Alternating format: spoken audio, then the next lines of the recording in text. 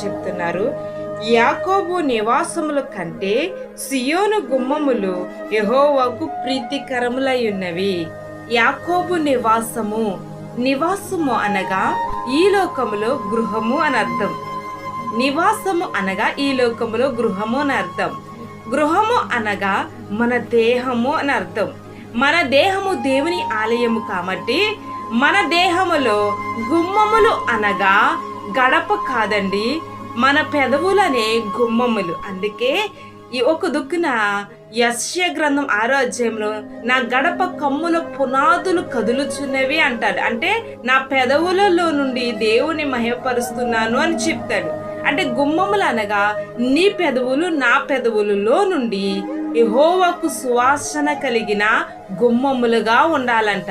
మరి ఎలాగున్నాం మనం? ఇక్కడ కీర్తనకారుడైన కోరాహు కుమారులు రాస్తున్నారు. ఏమనో తెలుసా? యాకోబు నివాసము ఎలాగుంది? ఆ పట్టణము దేవునికి ఇష్టముగా ఉందా? పట్టణం అనగా అనేకమైనవి ఉంటవి. పట్టణంలో అనేక ప్రజలు ఉంటారు. దేవుని నమ్ముకున్న వారు ఉంటారు, చెడ్డవారు ఉంటారు, త్రాగుబోతులు ఉంటారు, తిరుగుబోతులు ఉంటారు, లోకానుసారంగా ఉన్నవారు ఉంటారు, ప్రార్థనాపరులు ఉంటారు. ఇలాంటి పట్టణములో నీ నివాసం ఎలాగున్నది అని అడుగుతున్నారు. అంటే నీ హృదయం ఎలాగున్నది అని అడుగుతున్నాడు. దేవుడికి ఇష్టమైనదిగా ఉన్నదా? నీ గడప కొమ్ములు పునాదులు ఈ సువాసన